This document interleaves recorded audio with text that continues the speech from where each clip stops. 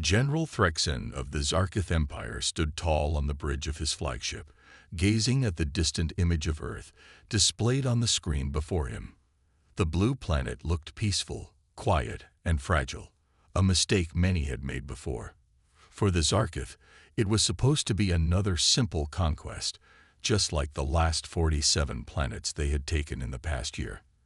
The council back home had even called this mission a cleanup operation, believing the humans would either surrender or fall in a matter of days. Threxen didn't argue. He had led dozens of invasions with flawless victory, but something about Earth made him uneasy.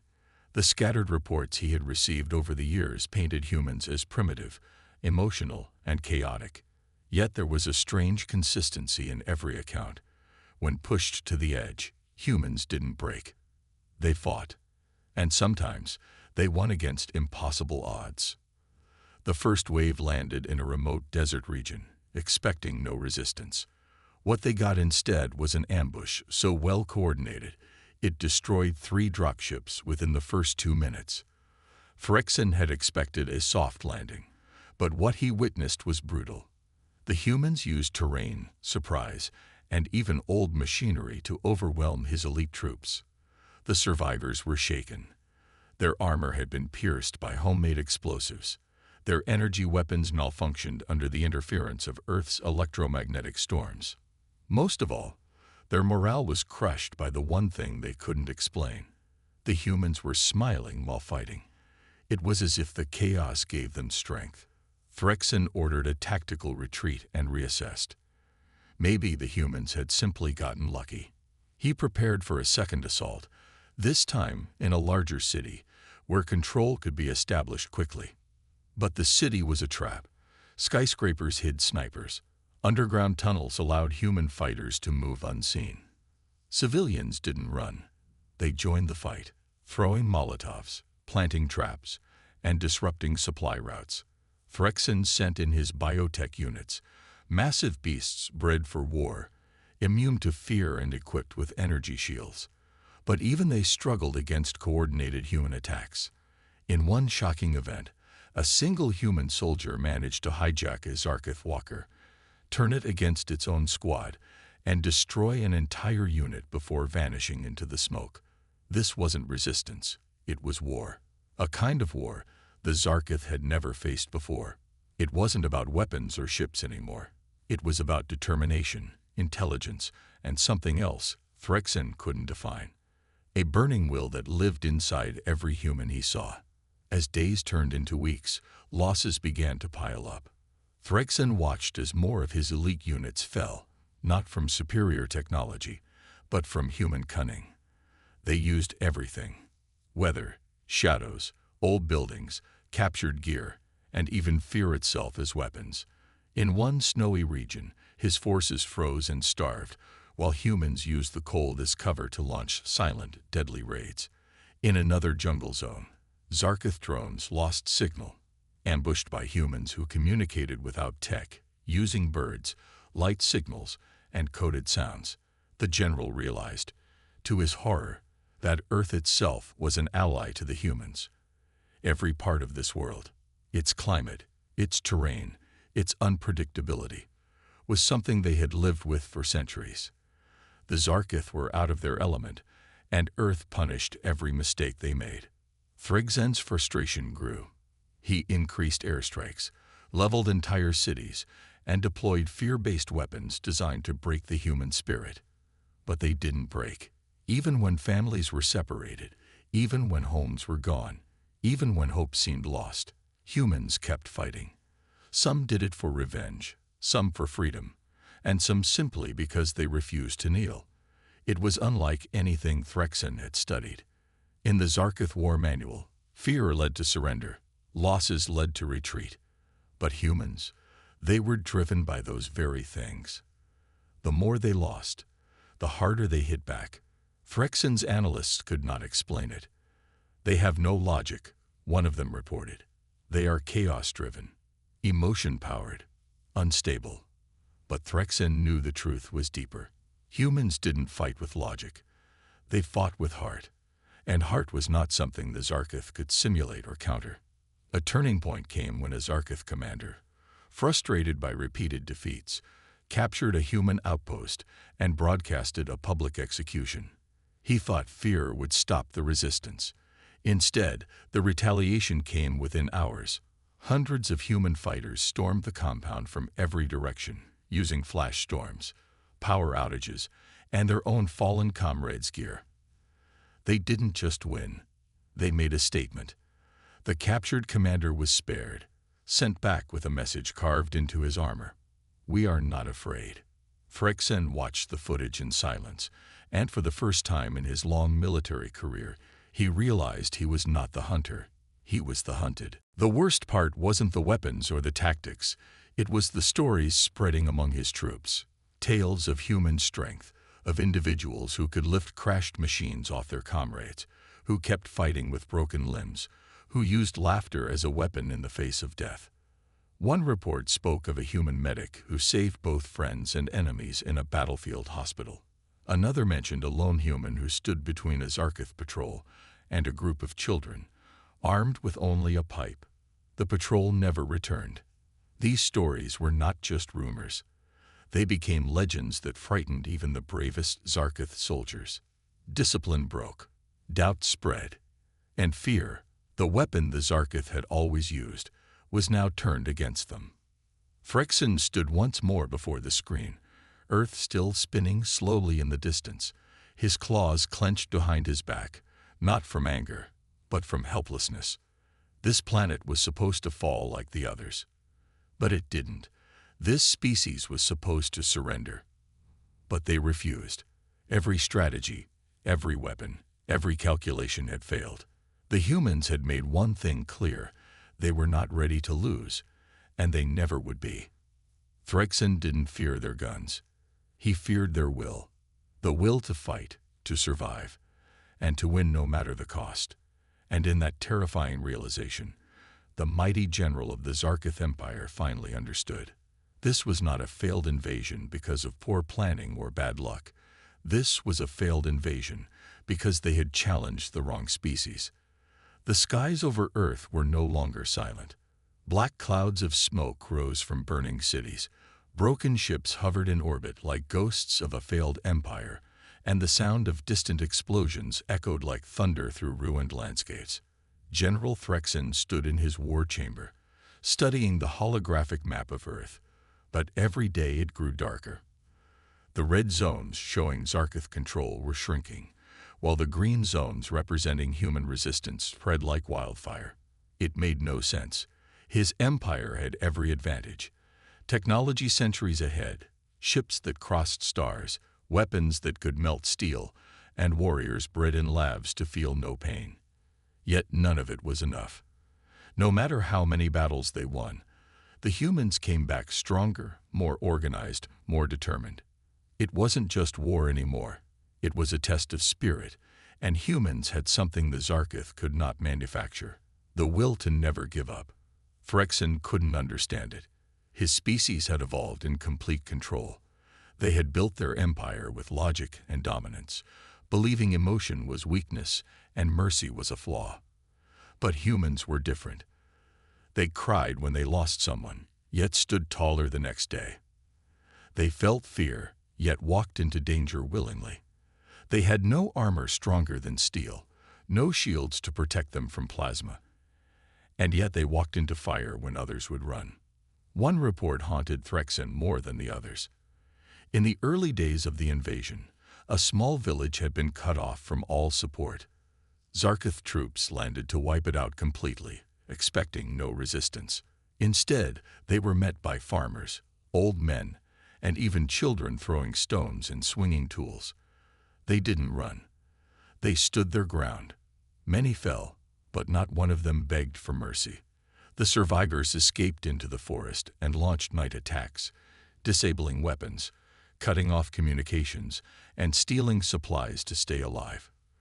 For weeks, they held their own against trained killers with nothing but courage and cleverness. That village never showed up on any Zarkith map again. It had vanished into the trees, becoming a legend that inspired other pockets of resistance. It was only one of many stories that reached the general's ears. Another tale spoke of a blind human commander who led a unit using only sound cues and mental maps. His forces took down 3 Zarkov outposts before they realized he couldn't even see the battlefield. Phrexin found it impossible to believe, yet his data confirmed it. These humans had an edge that defied calculation, something buried deep within their history and their hearts. Even captured humans refused to break. Zarkov interrogators used every method they knew: mind probes, pain amplifiers, illusions, and still, most human prisoners stayed silent or laughed in defiance. One soldier, barely more than a teenager, was asked why he resisted. His answer was simple: because someone has to.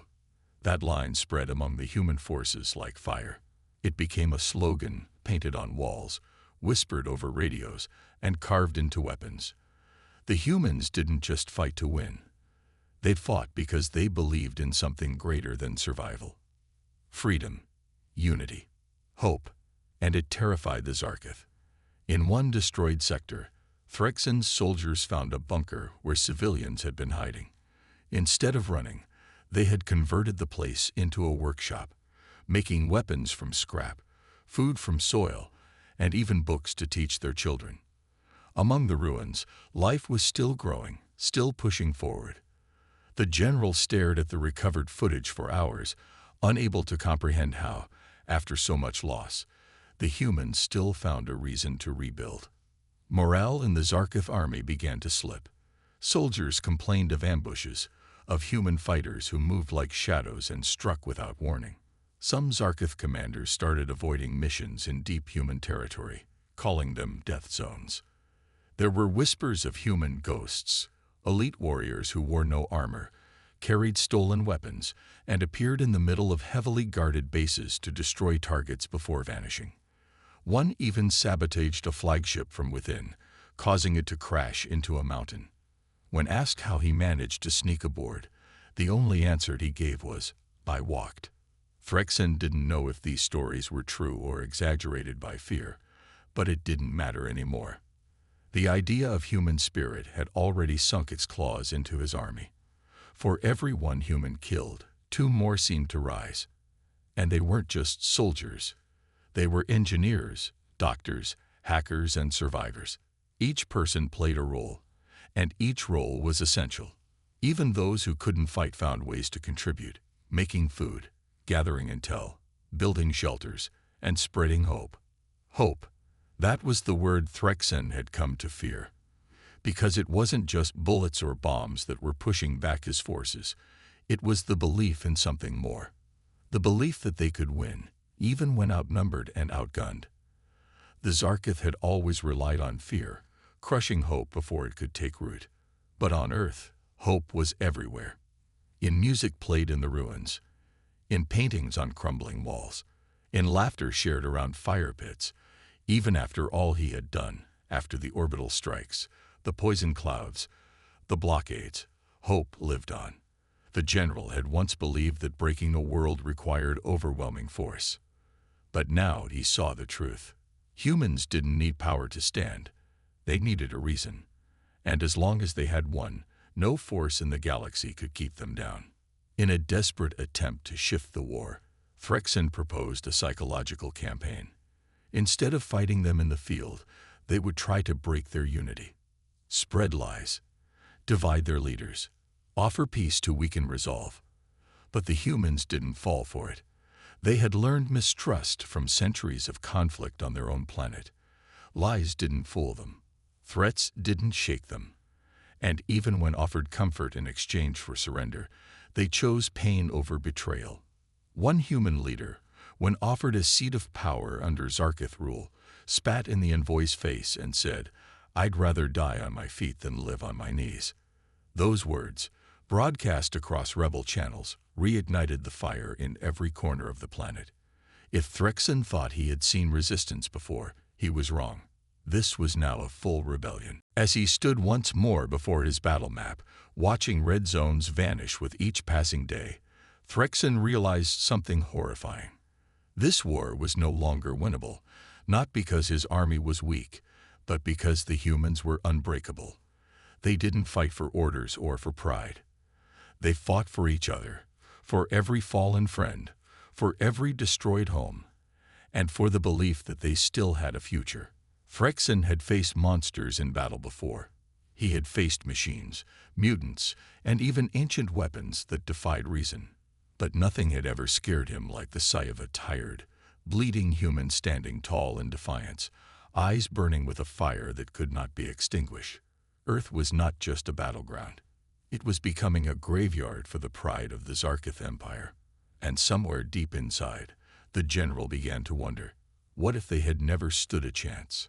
Beneath the frozen ruins of an old research station in what used to be Northern Europe, something ancient slept in silence, untouched for decades, until the war woke it up. The Earth had changed since the invasion began, but the ground still remembered. And when one of the human resistance teams set off a series of underground charges to collapse a Zarkith forward base, the shockwaves opened a hidden shaft that had been sealed since before the first satellite ever left the atmosphere. Commander Illyra, a former geologist turned resistance fighter, noticed strange energy readings on her handheld scanner, something she had never seen before. Curious and cautious, she led a small team down into the darkness, not knowing they were about to uncover something far more important than another hiding place or weapons cache. As they descended into the deep tunnels, the air grew colder, the walls smoother, almost polished, and strange symbols began appearing on the surfaces, glowing faintly with a light that pulsed like a heartbeat. The deeper they went, the clearer it became that this wasn't built by any human hand, nor was it Zarkith. It was older, more advanced, and far more mysterious. At the bottom, they entered a vast chamber, where a strange object hovered in the air. An orb of pure energy, spinning slowly, surrounded by alien machines covered in dust, but still humming with life. Illyra stepped forward, drawn by something she didn't understand, and as she approached, the orb reacted. It flared with a burst of light, and her scanner exploded in her hand, sending her flying backward. But instead of pain, she felt a strange warmth in her chest, like something had touched her mind, something ancient and aware. She stood up, shaken but unhurt, and told her team to retreat. What they had found was beyond them. This was not a weapon, not a power source. It was a message. Back at the nearest resistance base, Illyra reported everything to the Human Council, and the footage spread quickly through the hidden networks. Scientists, engineers, and even spiritual leaders studied the video and agreed. It was not of Earth, but it also wasn't Zarkith. It was older, much older. Some believed it was a warning from a forgotten race. Others thought it might be a key to a forgotten defense system buried deep within the Earth long before humans walked on 2 feet. Whatever it was, the Resistance knew one thing. If the Zarkith discovered it, it could change everything. But someone was already watching. High in orbit, a Zarkith scout ship had detected the same strange energy surge. General Phrexin's spies brought him the report, and he stared at the data with a cold, calculating expression. The coordinates matched a location he had dismissed before, an area thought of hold no strategic value. But now he understood why the humans had defended that region so fiercely. If the humans had found something powerful, something alien, then it was no longer just about crushing their spirit. It was about stopping them from unlocking something that might destroy his fleet. Phrexin sent an elite hunter team, the best in his empire, equipped with stealth suits and psychic trackers. Their mission was simple: locate the discovery, secure it, or destroy it if necessary. But by the time they arrived, the humans had already moved the orb. It was now buried deep in the Resistance network, being studied in a secret facility protected by every remaining piece of technology the humans had salvaged. As the orb was examined, strange things began to happen. Engineers reported machines repairing themselves. Injured soldiers experienced faster healing. And the most terrifying event occurred when one young resistance fighter who touched the orb began speaking in a language no one had ever heard. But the machines around her responded, unlocking systems no human had ever accessed. It was clear now. The orb was a relic from an ancient civilization that had once fought a war across the stars and lost. The humans didn't just find a tool, they found a memory. The machines began showing images, stars exploding, fleets colliding, and a final desperate stand made by a race long gone. The enemy in those images looked eerily similar to the Zarketh, though older, more primal. It was possible this war had happened before, and Earth was the final battlefield of something far older than anyone imagined. The Resistance now faced a terrible choice. Use the power of the orb, knowing it could turn the tide of war, but also attract even greater threats from the galaxy, or hide it, keeping it secret and out of Zarketh hands. The Council was divided. Some wanted to use it as a weapon. Others warned that awakening old powers could bring doom upon everyone. The Lyra, the one who discovered it, argued that the orb wasn't meant to be used as a weapon, but as a message and a guide, left behind to teach the next race how to survive. But before a decision could be made, the Zarketh struck. The hunter team found the hidden facility using psychic tracking, breaking through defenses with terrifying speed. The base fell into chaos, alarms blaring, lights flickering. Elira and a small group of defenders fought to hold the attackers off while the orb was loaded onto a transport craft. Explosions shook the tunnels as the Zarketh breached the final chamber. In a last desperate move, Elira activated the orb, hoping it would protect them. To everyone's shock, the machines in the chamber came alive. Walls shifted, doors sealed, and strange energy pulsed through the floor. The Zarketh soldiers screamed as their weapons short-circuited, and their minds were hit with visions, memories of the ancient war, pain, loss, and fire. Many dropped their weapons and ran, overwhelmed by something their minds couldn't process. Elira collapsed, exhausted, but the orb glowed brighter than ever. The transport ship escaped, carrying the orb to a new location. The facility was lost, but the secret was safe. For now. Back on the surface, news of what had happened spread quickly. The Resistance now knew the truth. The orb was not just a discovery. It was a key, a remnant of a forgotten war, and maybe the last hope for Earth. But it was also dangerous, and the Zarketh now realized it too.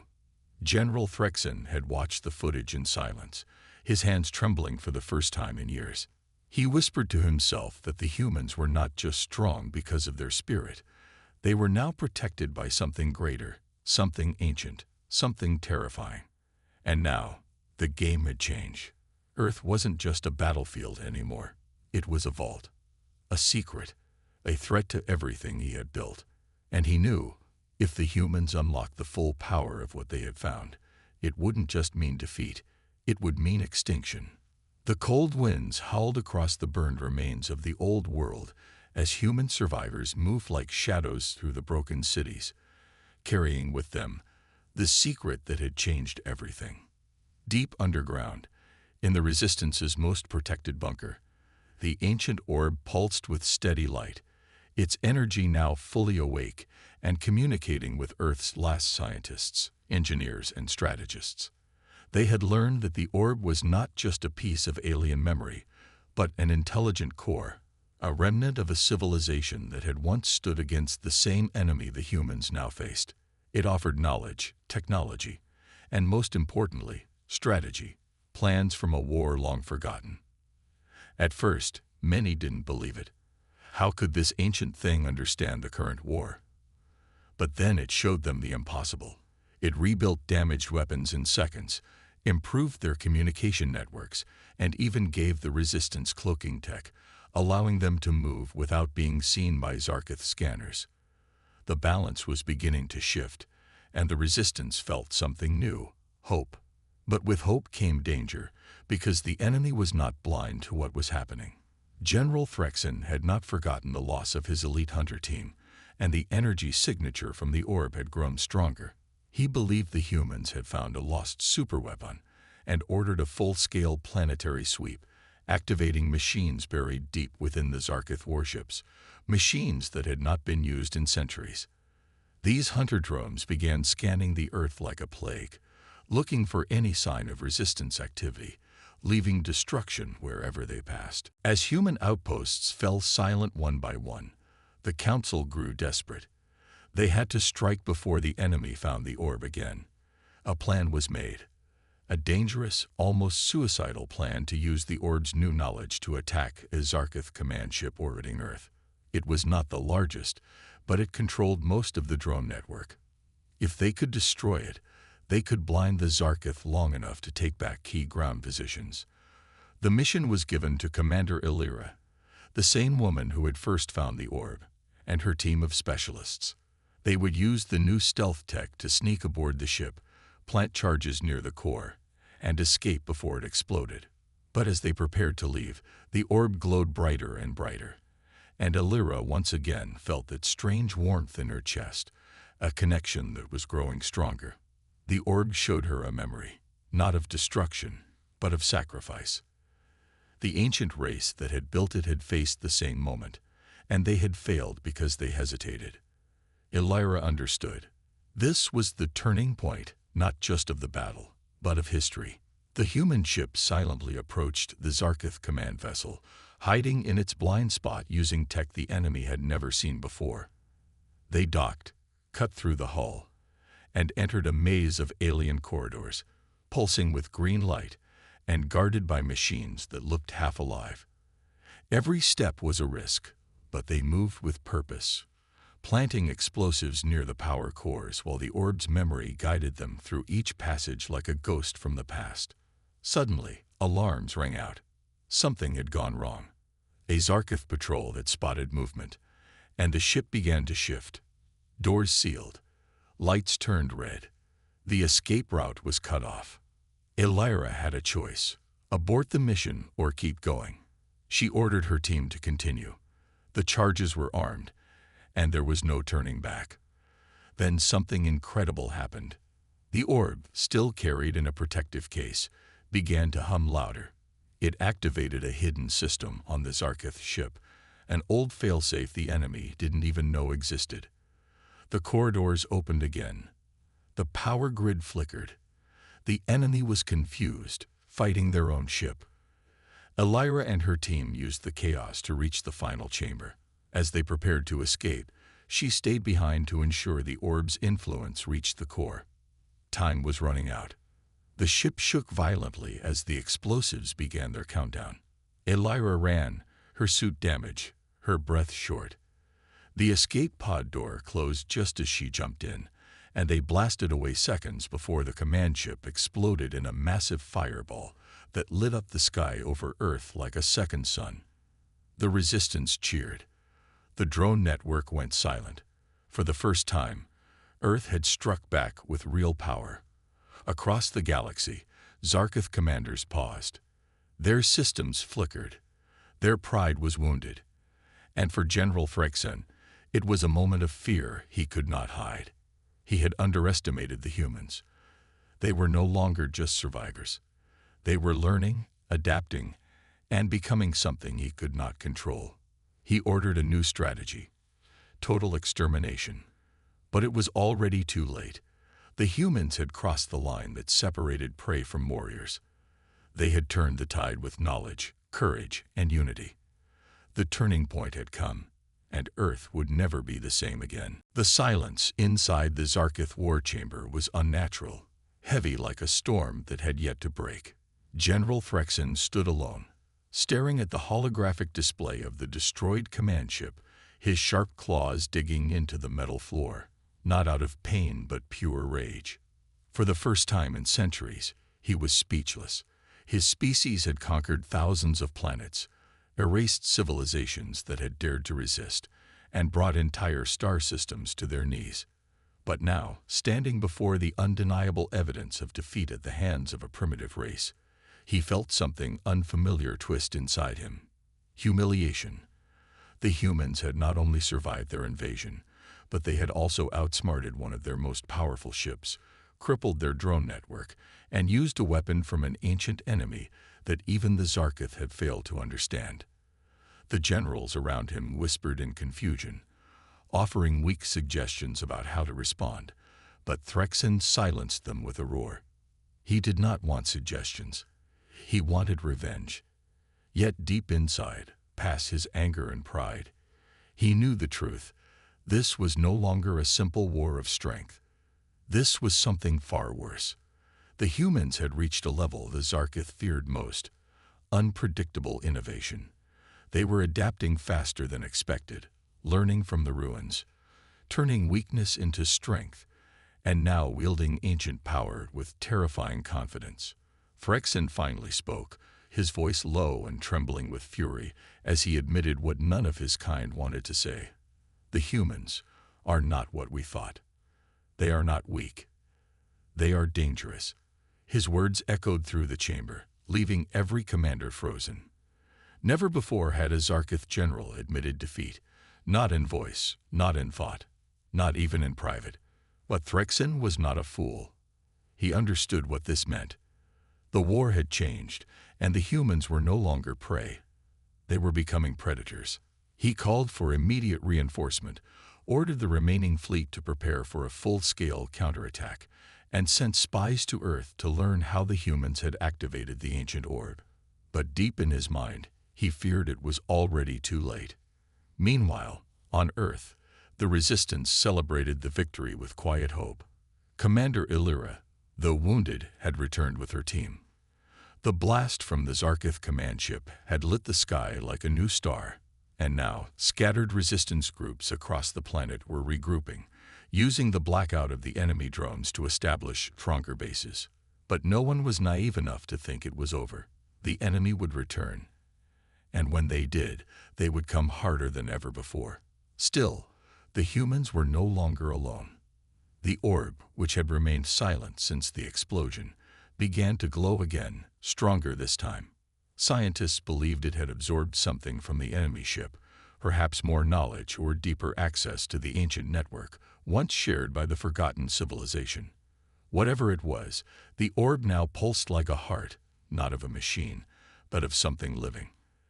Illyra sat with it one night, alone in the command center, staring into its shifting patterns. She didn't understand everything, but she felt something real: guidance, memory, maybe even trust. The orb had chosen humanity, and in doing so, it had forced the enemy to confess their fear. That confession, the furious admission of General Phyrexian, was now the greatest weapon the humans had, not just for morale, but for strategy. If the enemy feared them, then they were not invincible. And if they were not invincible, then they could be beaten. Around the world, humans began preparing not just to survive, but to win. Far across the stars, inside the Zarkith home system, panic spread in ways it never had before. Young officers began to question the old strategies. Scientists were ordered to revisit ancient data long buried. Old myths, once laughed at, were now reviewed with seriousness. The memory of the ancient race that had created the orb, the same race the Zarkith once feared, was now being connected with the humans. It was unthinkable, but now not impossible. Phyrexian's furious admission was more than a warning. It was a signal to the galaxy. The humans were rising, and the old rules no longer applied. Somewhere in a hidden Zarkith lab, a young researcher dared to ask the question none had asked before. What if the humans are their descendants? And for a brief moment, even the Zarkith feared the answer.